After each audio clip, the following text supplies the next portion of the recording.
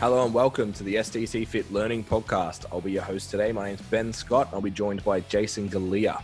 Thanks for joining us on our way to create 1 million positive outcomes for personal training clients by 2030. The podcast is brought to you by @STC Fit Learning, a page created to upskill and educate PTs and gym nerds. Also brought to you by @STC Fit, and that's a place for all your online and in-person personal training needs. If you enjoyed today's episodes, please give us a share and tag on the Instawebs. You can tag @STC Fit, @STC Fit Learning, @Ben Scott SC, and @Jason Galea PC. Hope you enjoy the show.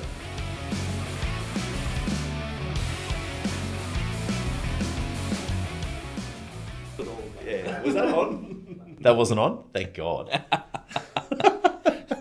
So let's not make that. Yeah, I totally forgot that these are microphones. So we're back in the office. Yeah, back again, guys. Welcome back. So we did it a week and then ejected and came back, and now we probably might not be able to be back next time. Now we actually should be as socially distanced. Yeah, as Melbourne looks like it goes into another lockdown. Oh, this is life. Fingers crossed, touch wood. Yeah, well, it doesn't happen. Look, to be honest, if it's like one of those weekends in, I'm just like, I'm not mad about it. Down for the weather's terrible. Don't like people anyway. Yeah, the weather's terrible. If I go out, I just spend too much money anyway. So yeah, but I usually just transfer that to like wine and Uber Eats. So. I was going to say Uber Eats shares went up yesterday. Yeah. What are they, like another 6 cases unknown or something? Something like that. So who knows? All my information comes from me. I only found it because I was looking at the TV for like a brief second, guys, at the gym. In between sets, when I was absolutely dying from like, a real hard top set. Yes. Like, yeah. 'Cause that's the only time that I would look at a TV in a top gym. set, Jason. That was very powerlifter of you. Look, I call it the send it set, which is the hardest set of the effort set. Yeah. So it's like the one where, there's a little bit of fatigue about. It's the last set for the exercise. The rep and reserve is almost entirely accurate. Mm-hmm. So once I did that, I looked up at the television and then I saw the breaking news. Because I don't get the TV in the gym thing. Like, I don't understand why there's a TV in the gym. Like, we're not going to have TVs in our gym. We're not. Okay. Yeah. Like, I've seen people working out, like, looking at the fucking TV. Like, oh yeah, look, you shouldn't be looking at it during a set. Yeah. But I just don't understand it. When you do have your singles and you have 7 minutes rest, it's nice to watch some sport. Yeah, but I don't know. It just doesn't sit well with me. But like, the playoffs are on right now. But it can be up the front. Would you watch the playoffs? It can be in the members area. Yeah, all right. And there's a TV there because that's what, like, you're there to train. Yeah, I get it. I'm in. Yeah, cool. So TV upstairs. We're about to fight. Upstairs It's Wednesday. It feels like Thursday. So don't piss me off. It's on. So today is going to be a fair bit of bullshit, guys, because it's been a bit of a week for Jason and I. We will say something constructive. Yeah. So we got word last week. Yeah. That our pending magic facility that's been 2 weeks in the making the arse has basically fallen out of that deal. So we've actually just come from a new site though, which actually looks pretty dope. Yeah, better site. Much more promise. A lot more parking too. Yeah. So slightly different location, but we'll definitely have a lot more freedom, and I think the floor space is better. Gym design will be better. Yeah, better utilized. Yeah. The 24-hour access will be better. Yeah. Yeah, everything will be better. So taking the good with the bad. So last week was a tough week. It's been a tough week ever since then. But responding like everyone should. Yeah, so what do we have? 10 months in permit pending zone? Yeah, 10 months. 3 months with construction quotes. Yeah. And then now this project's all done. And no. Yeah. So for you guys that are thinking about opening a facility, just we got some stories. Have a think about that. Yeah, or maybe even just ask us about our experience first, so we can share some things to look for and things not to look for. I think the guys from I can't remember the name of the gym, Max and those guys. They've got a Performance Hub. Sorry, boys. Thanks, Tim. The Performance Hub have. I think it's their first episode of their podcast. They talk about the shit they went through to open theirs. I think they opened like a week before lockdown last year. Yeah, so they had the opposite problem of us. I would listen to that too. Yeah. Because the topic of today is moving from a PT to a business owner. Yeah. So I guess you could interpret that as moving from a job into a career is how I would frame that. Yeah. Yeah, definitely. It's really the difference. Like if you're going to do this for the rest of your life, and like I understand people do shift work and stuff, but I would look at split shifts, trading time for money, all that sort of stuff that we would consider to be a PT. It's probably like not conducive to long-term sustainability. Yeah. I think the trading time for money, thinking about like even the mindsets, like when you're not there, you're not working. And then when you're always looking at the clock, like that's a job. Yeah. And then once you take that next step, it's like, what's that saying? It's like not working, but you're always working. Never at work, but you're always working. Yeah. It's like, that's kind of that shift that you make. It's like running your own business. It's always going, like it's going now. It's going when you're asleep. It's going when you're on holidays. And there's just so many other moving parts to it that you've got to make sure you take care of. Yeah. So before we go in maybe to the specifics of like what we've laid out, do you think that can be taught, or is it like an inherent thing? Because I know I've always had dreams of something bigger. Like STC Fit was not ever called Ben Scott PT because it was always going to be something else. Wake up thinking about it, go to sleep thinking about it, sort of thing. Yeah, I think you can teach. I think you can definitely teach the business side of things, like how to look through the lens of a business owner. But it's no different to why we set goals for training and stuff. It's like they really need to be intrinsically motivated. Like you can be intrinsically motivated to be the strongest version of yourself, and then you can hire someone to teach you how to be strong. Yeah, and I think that for a lot of people, they have these intrinsic motivations to be more than just trading time for money as a trainer, but they need to be shown the steps and need to be exposed to a lens of the world that business owners look through. But I think I wouldn't be able to convince someone to be a business owner if they just couldn't look beyond, trading time for money and being in the gym.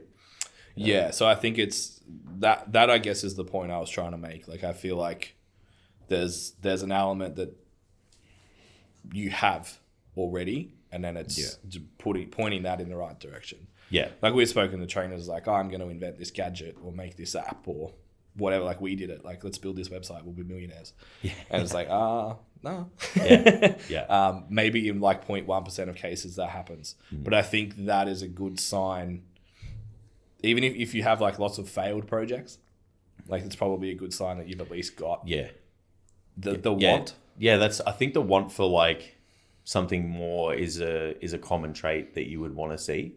Yeah. And it's not one of those things where like you're never satisfied with what you have and you're a piece of shit because you always want more, because that's kind of what society's like now, apparently. Only on social media. But it's actually cool and it's perfectly normal for business owners to want for more, because it's how you keep score. It's how you keep your mind kind of fresh and, finger on the pulse kind of thing. Yeah. It's like a lot of people who get stuck in this PT thing probably don't know, because that's influences everything. Yeah. And then, or they just like don't want to. They're just like, I'm comfortable where I am, that I'm just going to stay here. Where a business owner is like, cool, we've done this project. What's next? Yeah. We always talk about it. It's like, cool, this is finishing.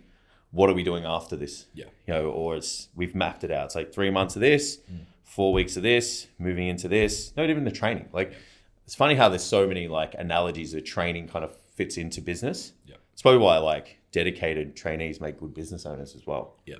It's like learn adversity. You have to like, be disciplined. You have to show up, even when you don't want to. Things don't always go your way. Yeah, it's that old saying, isn't it? Like who you are in the gym says a lot about who you are in real life a lot of the time. Yeah. Yeah. But there's a lot. I think there's a lot to it, but I think you can teach the thought. I think you can teach people to think like a business owner. Yeah. But it's up to them on how they act and behave and stuff. Yeah. So I think if you're listening to this and you get in the car after your sessions and drive home and you don't think about anything to do with your like career until the next time you step foot in the gym. Maybe this one's not going to be for you. Maybe go back to the 1K PT episode, build yourself $100,000 a year income without too much stress and just go for that. Yeah, or strap yourself in and have a listen to what the future lies for you. Yeah, and then like expose yourself to what's actually possible as well. Like you said, when do you think, as we've talked about it in previous podcasts, that like you didn't really know where you were going to go until I was like, hey, check out my yellow piece of card with words on it. This sort of resembled some kind of a business pitch. Was that the turning point for you to start thinking this way? I remember you saying like even you thought about like getting into teaching and that sort of stuff as well. Yeah, like I told my dad when I was 16 that I wanted to own a gym. Yeah. And I told I've pretty much always had that, like, oh, I'm going to own a gym and I'm going to run a gym. Yeah. But that's as far as it went. It was like, you know, when you're 5 years old and you tell your dad you want to be an astronaut, like, and they're just like, yeah, cool, you can be whoever you want to be, kind of thing. Like, I was not being an astronaut. That was never going to happen. Like, I didn't fail maths. I just told my year 12 teachers I'm not doing maths anymore. I said I'm not doing it. And they're like, you know that's not a good idea. And I'm like, it's fine. I understand that. It's all right. Ben will do the math. But it's like, if I can count macros, count plates, I'm pretty good. It's like, it's just like really putting all my eggs in one basket here, guys. So yeah, like, but then I just got stuck. You know, I got stuck being a personal trainer. Yeah. Got stuck just like thinking about sets and reps and programs and this client's goals and, you know, when my sessions were, how many sessions I was doing, how much I'd get paid weekly. And I just got stuck in the trap. Like, you just get sidetracked because there's so much stuff going on inside your business. No one ever averted my attention to like the future. And like being young, you take it for granted. I'm like, oh yeah, sweet. Like 21, 22, making over 100K. Like, you know, I got a shoebox full of money because I was real terrible with like my finances, could never get a loan or buy a house or anything. But like, you know, life was just good, like, because it was simple. But then it was just like relationships moved forward. Steph and I were thinking about getting engaged. And then I was like, you know, buying a house. Yeah. I'm like, holy shit, like I got to grow up now. Like I got to get my shit together. Like no one's going to loan me money. Yeah. You know? And then, you kind of came in and was like, this is how we would move from trading time for money to something big. Yeah. And then for me, I was like, well, this sits in alignment with what I want to do. Mm-hmm. And it still has my 16-year-old dream as a part of it. Yeah. And it really leans into my strengths. So let's do it. Yeah. And then, it was about influence after that. It was like, you know, leaning off each other and other people to think about the bigger picture. And that's what people lose. It's just short-sightedness. We talk about it all the time. Post on Instagram, you know, even in the coaching, the standout PT course and stuff, it's like, if you don't look at the bigger picture, you will just get stuck where you are. Yeah. And I think that's what's helped me the most. Yeah. And I think that's probably when we talk about from PT to business owner, that's what it is. Yeah. It's being able to zoom the lens out and look at everything from a bird's eye view and be able to assess what's going on, where the pros are, where the cons are, where you're headed, all of that sort of stuff. That's what makes the difference. Yeah. And not just like, how did this session go? How did this sales presentation go? Like, where's my next clients? Like, you need to look much broader than that. Yeah. And then even just the motivators as well was like, for me, 28 at the time, maybe 27 at the time. Mm-hmm. And I was like, I don't want to be doing this when I'm 50. Yeah. I don't want to be training face-to-face. I don't want to be online, like living off my online coaching and that's it. Yeah. So does that mean I'm going to retire 65 years old, like still with a full book of clients? Like, it just doesn't sit well with me. Yeah. It's just like, that's not it. Yeah. That's not what I'm supposed to be doing.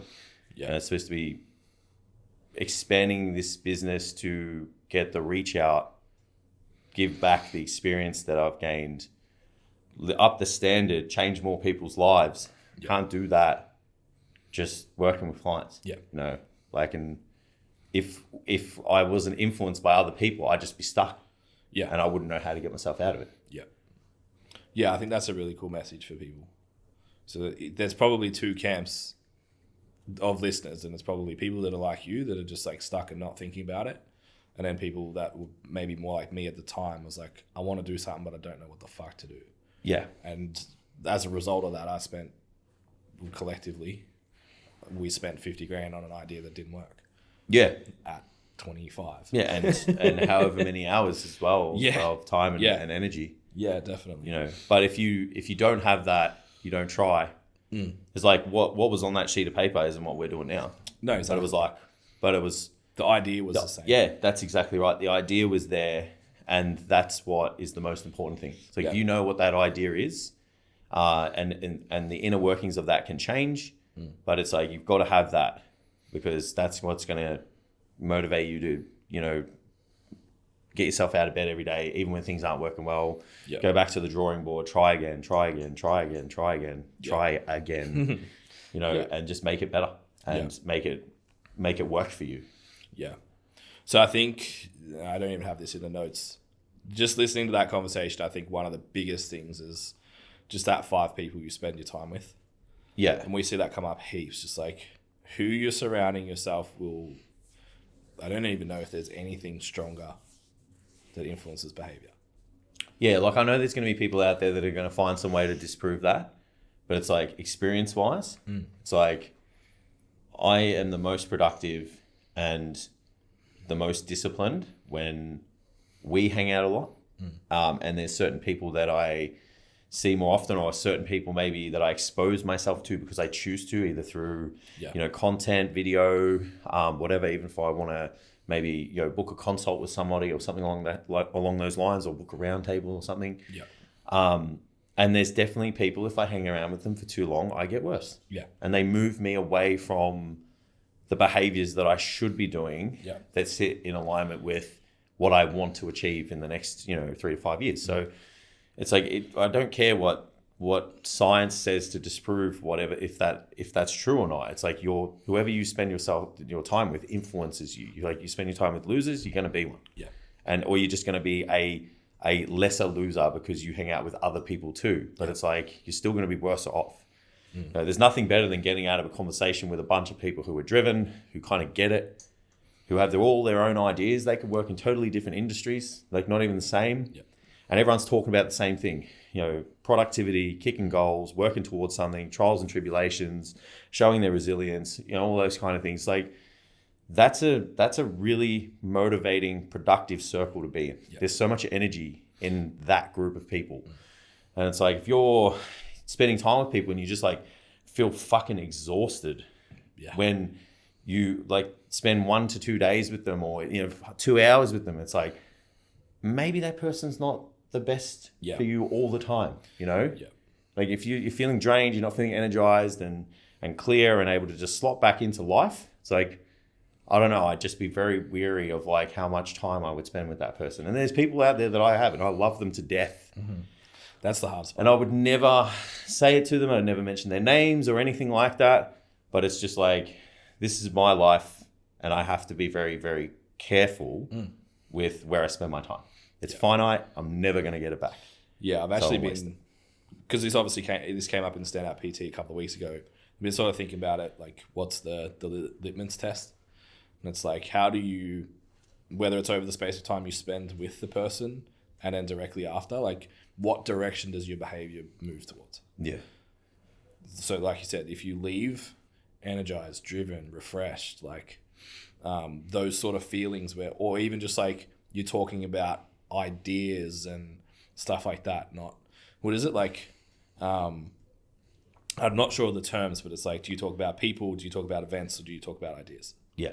It's like the upper echelon of conversations is ideas. Yeah. Then events, and then like low road conversations are talking about other people. Yeah. So the goal is to spend as little amount of time as possible with that conversation. Yeah. And then if you find, like, because it happens to everyone, you spend 3 hours in a room with someone and all of a sudden it's like, fuck, we're just talking about other people here. It's like, get the fuck out of that room. Yeah. You don't have to stay out of that room. Like you said, I've got people exactly the same that, lifelong friends that it's just like, we just don't hang out every fucking day and talk every day. Yeah. Because it's not, going to work. My behavior changes when I spend too much time with you. Yeah. So I think that's probably step one, that if you're looking to make that shift. And I think people get a bit lost because it's like, whether it's your high school friends or the PT room at your gym is probably the worst fucking place to be in most cases. Your PT manager, whatever, like they don't have to be it. Yeah. We're in an environment now where you have access to so much information all the time. Yeah. You can completely monitor what accounts you follow on social media. Yeah. You can decide whose podcasts you listen to, whose books you listen to, what trainings you do, what like courses you do, all of that shit. You have control over it, and you can put yourself in positions to spend more time with people that are of the same mindset that you want to have. Yeah, you have a choice on who influences you, like more than ever. Especially the older you get, you make that decision. Yeah, definitely. Like, you choose to expose yourself to whoever you want to expose it to. You're an adult. You don't have to do anything you don't want to. Yep. We live in a very free country.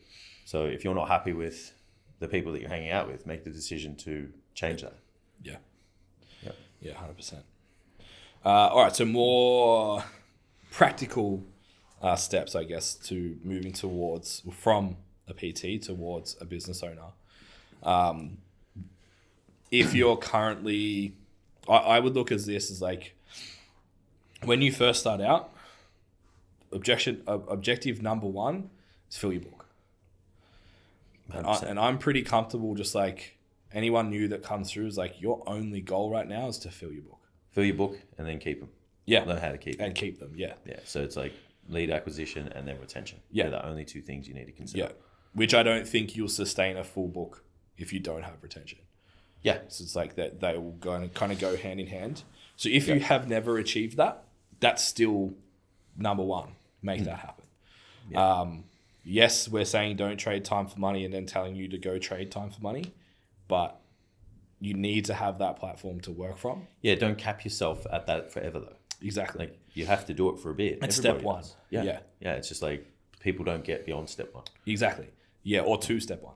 Yeah. Sometimes. Yeah. So there'll be people out there that have been PTs for 1, 2, 5 years that haven't really experienced that. And I think that's your sole focus should be achieving that to start with. Yeah. Once you've got that, then it's like, okay, now what? What can I do to continue this growth, to build a career, to stop trading time for money? Yep. So the first step for that is, in my opinion, this is in order, but maybe like I haven't sat down and thought about it for 3 days and nailed it as a presentation. It's a discussion of ideas in a podcast. But creating inbound leads, I think, is probably the next step. Yeah. If you want to expand and become a business, be running a business, I think having people come to you removes a fuckload of time out of your day and your week. Yeah, well, it takes some of the boots off the ground. Yeah. So that's the goal. The goal is like boots on the ground, fill your book, do your best to keep them. And then I think after that, it's, start to remove some of those boots off the ground still, but not replace the leads coming in. Yeah. It's just how you get them. Correct. So you still got the same volume coming in, but how they're acquired is different. Yeah. It's so different to like how you keep the same money, but you reduce the time. It's like, did you earn more? Yeah. Earn more per hour? Yeah. Because you technically did. So then you can use that time to make more money later. Correct. It's the same concept with your lead acquisition. Yeah. So the strategy that we talk about in Standout PT is starting to look at an ecosystem. Yeah. As it stands right now, and this isn't permanent because social media changes and there's ebbs and flows in different platforms, but Instagram seems to be the number one place right now. Where that goes, we don't know. Yeah. We wish we knew, Yeah. because we'd be starting there already. Yeah. But it's the easiest way to directly communicate with your audience. Yeah, I think anywhere where you've got a large volume of people tuning in and you have a microphone, essentially, you would want to be there a lot. Yeah. It seems to be at the moment that's Instagram's where it's at for now. There's YouTube. I think YouTube's definitely making a comeback. Yeah. I think it's probably just as valuable. I think it's just you've got to consider who's tuning in and what for. Yeah. So you've just got to have these like profiles of people, and then you've just got to make the content according to that person tuning in for whatever it is. Yeah. But yeah, I think the biggest mistake people make at this point is like, we'll go. One of them's like, I need a website. yeah, It's like, Instagram's your website at the moment. yeah. When was the last time you went and looked at someone that you follow actually went on their website frequently? It would be from following their Instagram, Yeah. and then being interested in what they had to offer and exploring more. So all you need then is like if you want to have YouTube and all that sort of stuff and multiple platforms, all you need then is a link tree from your Instagram. Yeah. So it essentially behaves like a website anyway. So for now, I think that's the place to be. TikTok is still growing, but it's a weird.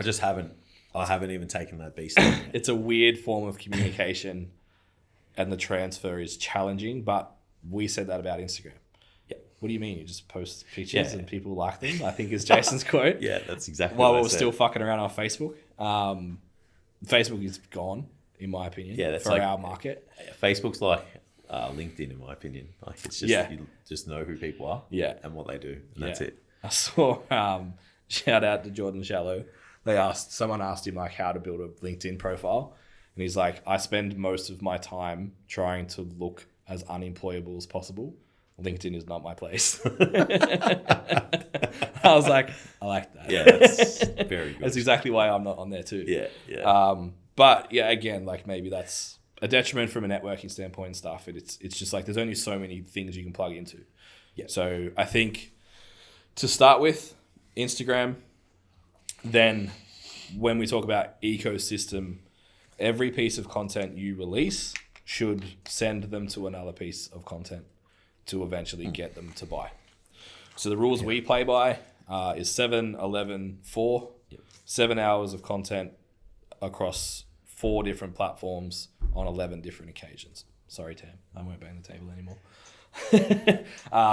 And that's how we try and set things up. So we make sure, for us, we use blogs, YouTube, the podcast, Instagram. Yeah. I think that's it for us at the moment. Yeah. So That's 5 different platforms. Yeah. One extra. And then obviously if you can actually count your direct message part of Instagram as a second platform as well, because it's not just seeing your stuff, it's communicating. So if you can create an environment like that, you don't need to have all of those. No. Like I said, if you can, a story, a post, and a DM, there's 3 different places that they've seen you. Yeah. So you only need one more. That's maybe that's your landing page, which actually has the explanation of, that's the other thing that we have is like a landing page that explains our products. Website, But you don't need a full scale website for that. We use lead pages for ages and it was very successful. Yeah. So that would be a consideration. I love how I say we, and it's like Tam uses Squarespace for our stuff now. We're pretty happy with how that works. Good. So if you did want to create your own, just understand that a lot of that sometimes, Tam, does that auto share from like YouTube and stuff? Or do you have to post that? I do it, but I believe you can possibly do that. Yeah, so you guys wouldn't have heard that. Tam does it manually, but you can set it up. It's obviously just probably not as aesthetic. You don't have as much control if you're not doing it yourself. So something to consider, like when you're looking at building a Squarespace, or if you just have a link, like I said, a link tree on your Instagram, sends people everywhere that you need them to go. So create a web of content. Make sure that content actually talks to the person that you're trying to attract. It's not just you trying to be smart on the internet. So if you haven't listened to us before, we've got heaps of our client acquisition podcast is probably a really good one to check out for that. Yeah. And we've obviously got our 3 steps to niching, which is actually a unit from our Standout PT program, which teaches you to identify who you work with, what their problems are, and how you can present those to actually start getting leads instead of just like other coaches liking your shit, which is what most PTs get. Yeah. I think summarizing, it's just like give people places to go, lots of them. Like if you've ever got caught up in someone's information and gone from one place to another, that person's led you there for a reason. Yeah. They've led you there purposely. So just think about any situation where you've looked at something, then gone to a totally different platform to watch a video, and then gone somewhere else to like read some text. It's like that's been set up in that fashion by that particular person or brand. Yeah. And that's essentially what you want to create, because it builds authority, it gets people bought into your message, you know, and then they're aware of you now. It gets their attention. You know, you've gotten their attention, so they're watching you now. Yeah. Yeah. Be bingeable. Yeah. The next one, once you start to get to this point, obviously creating ecosystems, consistently putting out high value content, high quality content as well. We need to start looking at like time. Yeah. So again, why it's important to have your full book. When you've got a full book, you should have disposable income within your business that you should be able to spend on growth of the business. If you're afraid to take a hit on your weekly income to allow you to take, say, 1 step back, 3 steps forwards, find a different game. Yeah. Your business isn't going to go anywhere. We've done it lots of times. Money, yeah. Unless you've got people that, I don't know, we were discussing Jason starting an OnlyFans before the episode. So, like, if you want to fund it that way, maybe that's an idea. But, yeah, unless you've got people that are willing to give you money to expand your business. This is have a plan C. Yeah. Lead into the muscle worshippers. Yeah. Yeah. So if we need to finance our gym, and Jason might have a new private account. Let's hope it never gets to that. So yeah, looking at outsourcing is the first place that I would go. Yeah, we've said it before. Like, it's a difficult decision to let go of parts of your business and let someone else in. Mm-hmm. But you've got to consider zone of genius, best person for the job, the time that is going to get you back that you can use on your business, or even just like other things or whatever, because you are capped by time. So the sooner you can be in a position to outsource to the right person, the better it's going to be for the growth of your business. Yeah. And there's lots of ways you can do that as well. I think we should almost refer to our content at this point as like BT and AT. It's like before TAM and after TAM. Yeah. It's like I was responsible for our graphics before that, and that shouldn't have been ever a thing. Yeah. Because don't go look, because it's just bad. Yeah, I've looked at like when you use Canva, the first designs are always there. Oh, right. And even like the ones I made, it's like, oh man, that is just cringe. At least I got better though. Yeah. I didn't. Sorry, at least one of us got better. Sorry. So the next one to maybe consider is like content creation too. Speaking of zone of genius, writing content is probably not my strength. So that's something that it depends. Like, you know, some people are strong in certain forms of content. Correct. So lean into that, and then the ones that you're not, or you just know they're too time consuming. Yeah.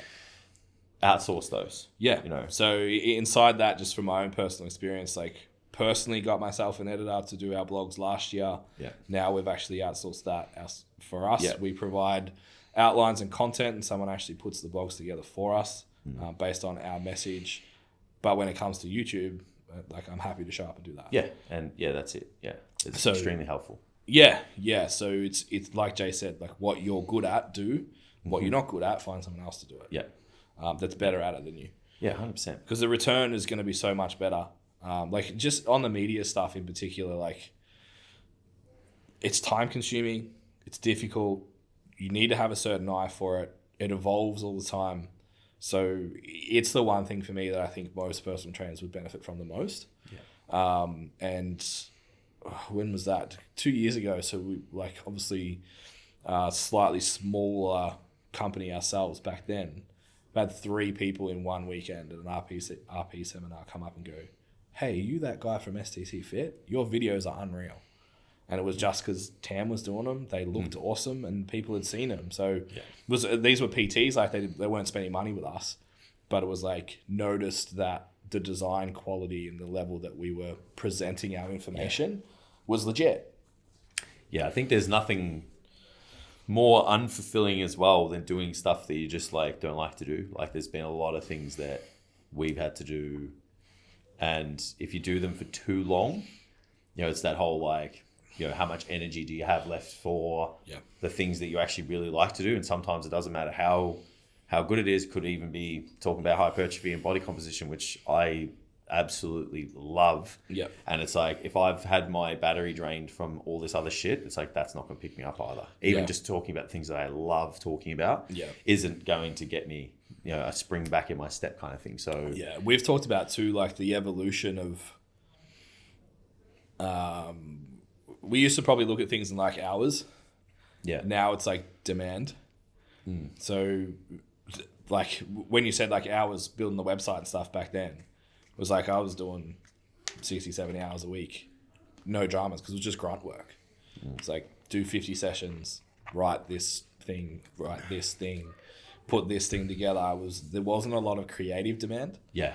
Nowadays, it's like 70 hours of what we do on a daily now is like my brain just turns to fucking mush. Yeah, you can't even...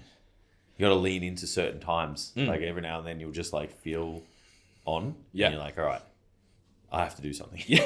Like right now. Everybody leave me alone. As soon as it dies, it's over. And I'll pick this back up later. Yeah. So you definitely have to. But outside of that, being able to hire someone who that's just their thing, you don't even have to, be on or whatever. It's just, that's their job. Yeah. And that's what you hire them to do. That will get you so much more back in terms of time that you can... Yeah. Like, don't even look at it in terms of like it's costing you money. It's not. No. You're investing it. It's getting you something back. And time is more valuable than money, because you can get more money, you can't get more time. So it's part of that zooming the lens out too, right? It's like you look at things over a 6-month period, not a week. Yeah. Like, cool, $200 went out of your bank for XYZ this week.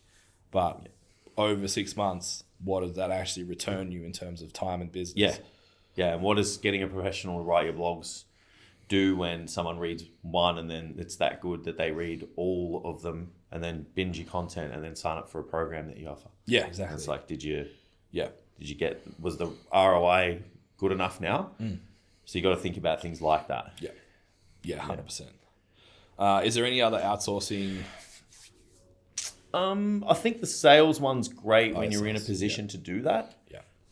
So we've taken advantage of that situation, and it's been very helpful because now the roles are getting even more clear within the business. So sometimes when you've got less hands on deck, other people have to offer their hands. Yeah. So I think that does help straight away, and it's always good to get someone in who's, that the language is normal.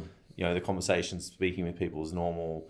The process is there. They understand the products, they understand the person on the other line. So, it's tremendously helpful. So I think if someone can get themselves into a position to do that, that's probably the last one. Yeah.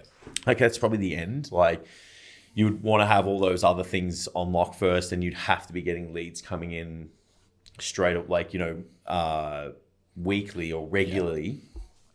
Yeah. To have someone there to be... Yeah, the catch with sales is like you're going to have to pay a retainer. Yeah, 100%. So that means you're going to have consistent flow of leads. Yeah, but I think for most coaches that are probably listening to this, it's like outsourcing the media and the content creation are definitely the ones I do now. First, yeah. And then looking at expanding greater, it'll probably be maybe other coaches. Mm-hmm. And then it would be a salesperson, because you want that salesperson to potentially help fill the book of those other coaches. Yeah, for the whole brand, for the whole company. Yeah. So yeah. But outsourcing is not hiring other coaches. So correct. Yeah. But that would be the system. Yeah. So that's what we had on the next one, which is where most people go now. It's just like, and how many people we speak to are like, I want to have a team in X amount of years or whatever. It's like, it's almost become the owner gym thing. Yeah. I remember like we were coming up, it was like everyone just wanted to have their own facility and that was it. Yeah. Now it's like I want a team of coaches because people did it and it worked. So I guess like there's lots of different modalities of doing that. We were having a discussion during the week that like you can go into an employment model where it's like you're generating all of the business, someone shows up, does the work and goes home and gets paid for it. Yeah. Or you're looking more of like a team environment where it's like a service agreement or a contractor where everyone's plugged into the same vision, looking to build something together. Yeah. That's a personal preference thing, I think. Yeah. Can't really comment on like what the best thing to do for that is, but it's like if you're looking to expand and you don't have enough resources to fulfill the long-term kind of obligations of your mission and your vision and your goals, you need to duplicate yourself. So duplicating yourself means finding other people. Yeah. So you got to look at that and just find out what the best fit is for you and your business. Yeah. So I guess a checklist before you do that. And it's probably been one of the biggest learning experiences we've had throughout this journey is like being able to put into words things that you do intuitively based on experience and turn it into a system. Yeah. Yeah. Definitely rationalizing the steps along the way. You can't just like make a decision and not tell people why and not know why yourself. Yeah. Like I know there's a lot of intuitive coaches out there. I'm one. And I used to be worse than I am now in terms of intuitively. I used to be able to just make a decision and it worked. And I'd just be like, I knew it was going to work. Couldn't tell you why though. Yeah. But now I always have to look through that lens of just like, well, got to rationalize the steps along the way because there's always 1, 2, 3, 10, 20 people behind me who want to know how you got to this step. Yeah. And that you can't run a business with a team without that. You can't have the Wild West coming out in terms of decision making and going like, where the fuck did you get to this point? Like, especially if they are making mistakes. Yeah. You could have solved that by having a system to make decisions by or to follow or whatever. And it just increases the standard too, doesn't it? Well, I think, that's knowing lots of people that have done this, the ones that I've seen be the most successful are the ones that you could change coaches and besides the personality of the individual, nothing else would change. Yeah. And I think that's what you should be aiming to do. Yes. So like our goal with SCC Fit is like you can work with any SCC Fit coach and the user experience is very, very similar. Yeah.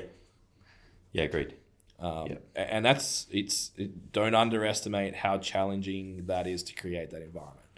Like to what level of detail you think that because you've been doing it for X amount of years and you've got a full book and you've trained 40 people a week, 40 sessions a week for 2 years.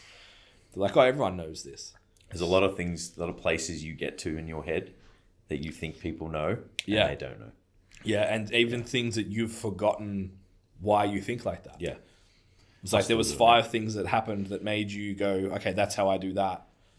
But you forget those steps and then you have to tell someone, you're like, I do this. It's like, why? It's like, because of this, which is because of this, which is because of this. And that's what you actually have to lay out when you're going to try and teach someone your method. Yeah. Yeah. I still have a few things to work on with that. Most things I'm doing all right. Yeah.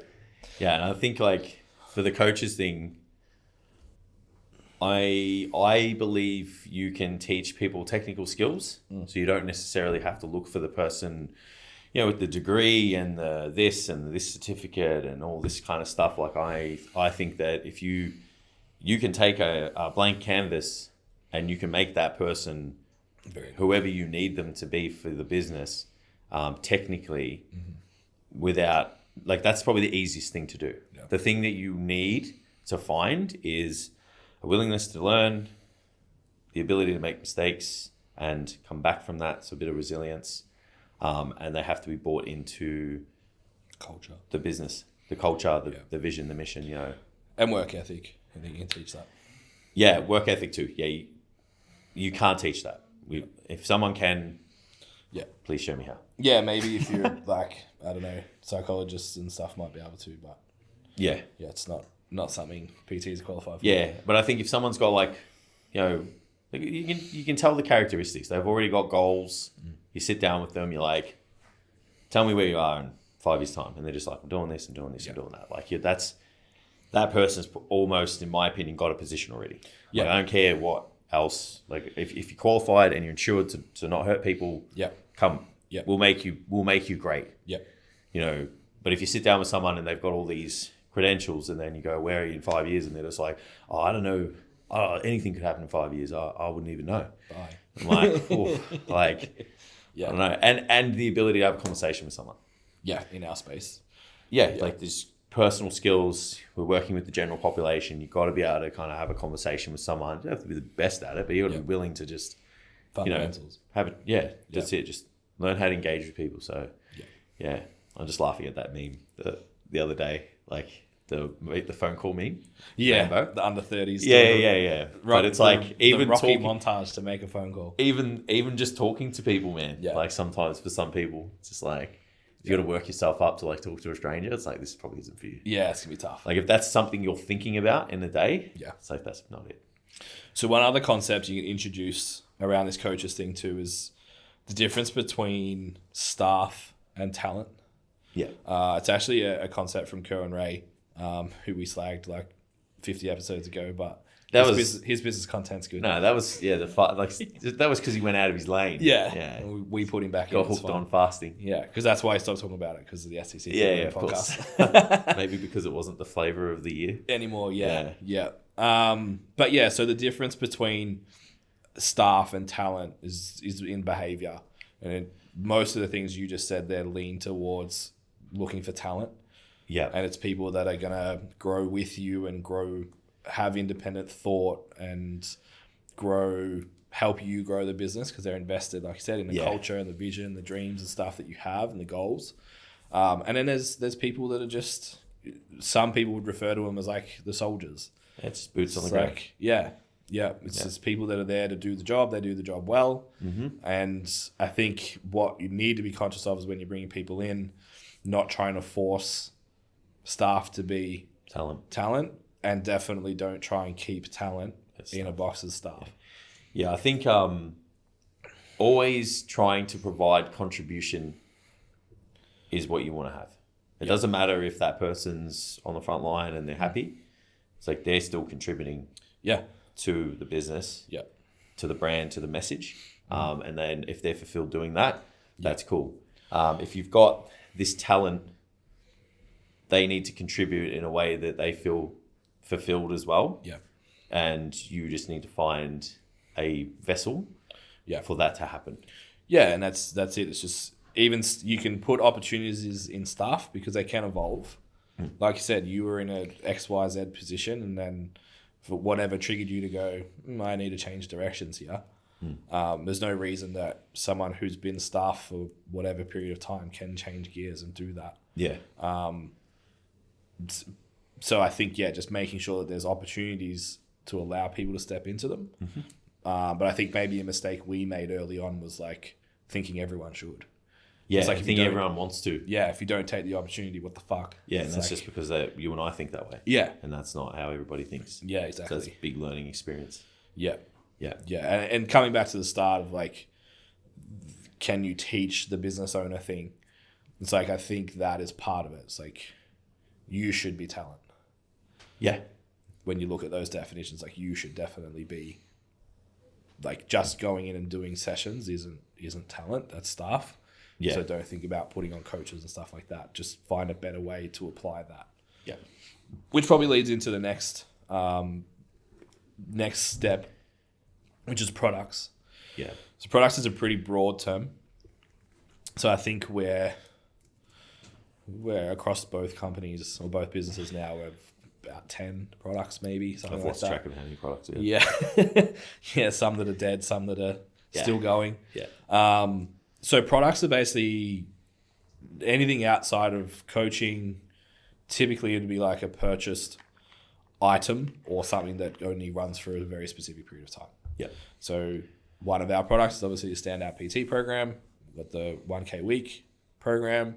On the SEC Fit side of things, we got to client courses that are the body confidence program. The Lean and Strong Blueprint, which I'm not sure I'm allowed to talk about because I think that's announced this week. I just saw Tam working on the graphics just then, so I assume it's coming out soon. Yeah. So there's those types of things that they don't necessarily need to be touch free to be considered a product, but they can be. But it's being in a position where your ecosystem's creating enough interest that you've found a problem that you can solve inside that's delivered in product form. Yeah, it's like a 6-weekly program. Yeah. And then the problem is there's no decision making on that. Mm-hmm. So then people need a coach. That's right. So then they would hire a coach and do coaching. Correct. Yeah, exactly. Which is another product we have. If anyone would like a 6-week program, if you hit the link in STC Fit bio. How many plugs can we put? I was going to say shameless plugs are about to start rolling. How many plugs can we put in one episode? Yeah. But yeah, so I think looking into that, we haven't pushed the touch free too much. We've opted to put on more coaches instead, rather than having like a waiting list or whatever.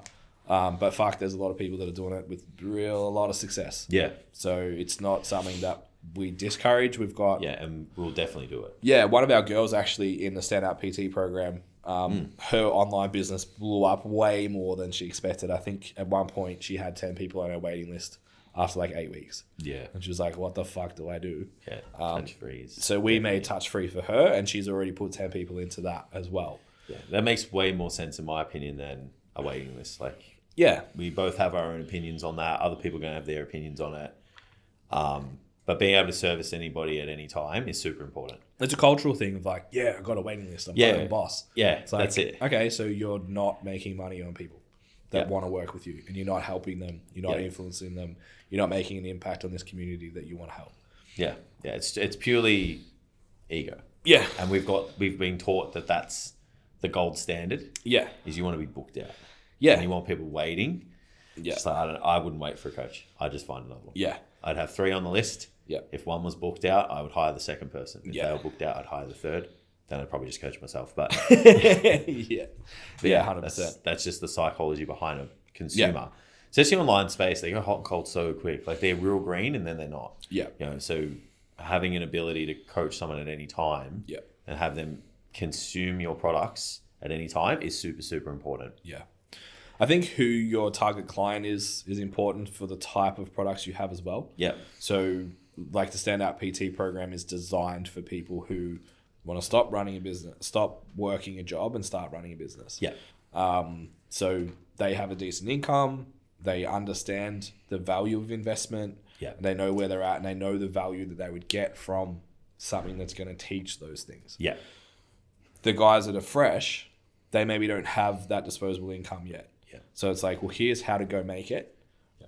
It's a touch-free product in terms of everything's there for you. You get access, obviously, to the group and the community, but the product itself is do it at your own pace online. Yeah.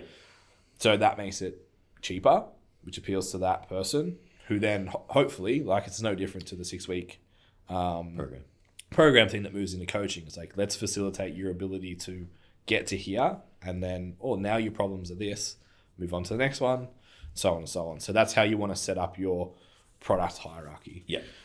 If you're nailing it within your personal training business, is like you want to have almost a solution to the lowest end, which then creates a problem. 6-week program creates the problem of, I don't know how to change this week to week when it's not working for me, or I don't have nutrition guidance, or this exercise doesn't work for me, whatever. Yeah. It's like, fuck, it'd be good if I had someone to help me with this. Yeah. Or I've maxed out this. Okay. To do that, another tier, you probably need to pay for coaching. Okay, sweet. Then we move into that and so on and so on. So that's what I would be thinking. Yeah. If I was looking into products myself. Anything else? No, I think we nailed it. Yeah. There's heaps of products. It's just they need to be, whoever's listening just needs to think about the product hierarchy, like you just explained. Yeah. So what I sort of touched on before is like, who is your client is important. So if you're trying to sell at-home programs to single mums on low income, then touch-free programs that are cheap might be a good option versus fucking one Zoom call a week and a high-end premium service of like going like bodybuilding prep program. Yeah. It's like that sort of level of service that's $110 a week isn't going to work for that entry-level client. Yeah. So understanding who they are, what they value, what would work for them, I think is really important as well. Yeah, agreed. And that will determine what type of products you have. So when do you think, having listened to all that, when do you think is like the checkpoint to say, I need to do this right now? Someone's listening and they're like, I don't know if I should go down this path yet. Should I? Shouldn't I? I think if you're getting to the point where you're capped by time and resources, you've got a full book. Yeah. And you just feel like you're trapped in your business, but there's more to your career, there's more to your business than you just being in the gym doing 50 sessions a week or whatever. Yeah.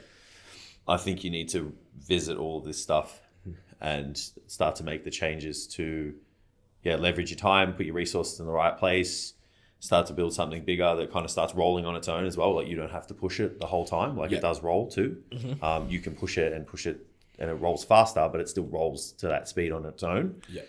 So anyone that feels like they're capped by time, and money, but that's going to be because of time. Definitely. One other thing that we didn't talk about with the outsourcing, because we take it for granted. Sorry, Dad. Is like admin, back end, bookkeeping, all of that shit. Huge. Yeah, we just think it happens, but it doesn't. Yeah, it's magic. Just that Michael does it. And there's just this email address that I send people to and things get fixed. Yeah, which is fucking amazing. So I would probably put that before the other three. I think that's because you can get a cheap VA who can handle all of those things and refer only. You should have if you listen to our podcast, you should have a very solid set of terms and conditions, a very clear-cut contract in place that your client signed. A VA, a few hours a week that's fielding your emails. It's not going to be expensive. That just goes by what's in that agreement. And then anything that escalates from there, you just have to touch base on that. I think that would be the first thing that I did. Yeah, tremendously helpful. Like we undervalue it. Yeah, almost. It's so good that we don't even know it happens. Yeah. Which is why it's not in our notes for the call. Find yourself a Michael, but not ours. And you can't have him. Yeah. Unfortunately, he's not up for grabs. Yeah. In terms of when to make the change, I agree. I think I do know a lot of people that... When's the next standout PT intake? Well, that's when they need to make the change. Yeah, that's it. The 12th of next month. 12th of June. I think it's a lot of trainers actually get themselves into a hole where they're doing too many sessions to be able to action the other stuff. Yeah. So I think if you're in that position, like we said earlier, you're probably going to need to take a hit and just be like, look, I'm going to drop 5 to 10 sessions a week, just do 40, not 50, and put my efforts into building an ecosystem. I can outsource this, and this, which buys me more time, and I can really start facilitating a business. Yeah, and in all honesty, that's what we've had to do. There's been situations where we've all had to make sacrifice. I know personally, I took a hit to do other obligations in the business, and it's there were times when I may not have gotten paid more, but I had more time, and then I'd make the same, but I would have the time. Yeah. So then it's I may not have made more income than I did when I made the change, but I've got the same amount, and I've got an extra 7 hours a week. Yeah. So you take that 7 hours and you can put it into other stuff. All of a sudden, the business, does whatever it needs to do, whatever you're working on, and then you make that back in terms of time and income. Yeah. And there's you have to take those hits.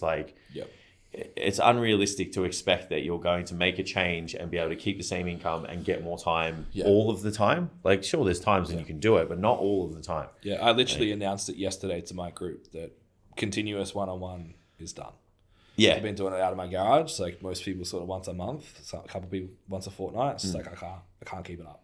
Yeah. People are messaging me hey, have you got spots? I'm like, nah. Yeah. So it's definitely needs to be done. Reduce your output a little bit so you can put energy in better places, and then outsource admin straight away. Yeah. And then when you're ready, media and content. Yep. Sweet. So as you mentioned, July 12th is the next Standout PT intake. Yep. So if you want more information on that, jump onto the website. So stcfitlearning.com/standout. Tam, is that right? You'll find it. It's on the heading. It says Standout. It's right PT. at the top. Yeah, or you can go via at stcfit_learning, link in bio. There's a Standout PT in our make pretend link tree because we're fancy and Tam does good shit. That's why you should outsource, because I couldn't fucking build it. No. And just go check out the outline of the course. You shoot us a message on Instagram as well if you want some more information, and Rhiannon will get back to you and help you out with all your questions there. Scorecard. Yeah, if you're unsure if the course is for you, which is one of the questions we get is am I going to get return on investment with this stuff after everything we've talked about today? It's that's I'm not offended by that question. It's a good question to ask. Yeah. Check out the scorecard, which is also on the website and also link in the bio. And that will outline essentially the outcomes that we achieve inside the course. Yeah. So you'll get a score out of 100, and that'll tell you where the gaps in your business are. And so far, we've got a really, really high success rate of filling those gaps for people that show up. Yeah. Sweet. If you want to follow me, it's at Ben Scott STC. If you want to follow Jason, it's at Jason Galea _STC. And that's it, I think. Yeah. Oh, at STC Fit. If you want to check out the coaching stuff and all the things that are going on with the girls, I think they've got body confidence program coming up. Yep. Around the same time. If you're not a coach and you're interested in learning a little bit more, they also have a scorecard about theirs. Yep. So, yeah, jump over, check everything out, screenshot this one, share it, tag it, do all those things so we can get this information out. All right, thanks, guys. Peace. Thanks, guys. See you next time.